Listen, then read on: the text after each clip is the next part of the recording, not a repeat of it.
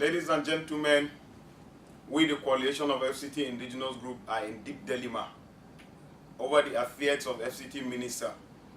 The FCT minister, Mohammed Bello, have been in office for over 7 months today, but we're yet to feel the impact of his presence. We're yet to understand the good things he have for the good people of FCT. We're yet to believe he's competent enough to manage the affairs of FCT. We're yet to understand the reasons why he has been running the office as a sole man business. It is on record that ever since he has been in office for the past 7 months, the FCT minister have not yet been able to name his aides. He has not been able to call a town hall meeting. The minister have not been able to tell us the blueprint on how he wished to operate, how he intends to operate as the minister of FCT. Therefore, whatever must have been delaying the appointment of all the aides that are supposed to support him to act in order to bring the dividends of democracy to our people, we are highly expecting such appointment. But we, as the indigenous of FCT, as earlier discussed, before the just concluded area council elections, we have high interest in some of the appointment.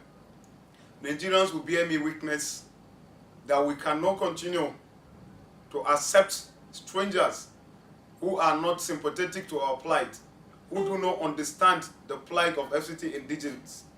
We want all Nigerians to have it on record today that we cannot continue to allow other people who are not sharing in our plight, who are not sharing in our pains, continue to man some positions in the FCTA.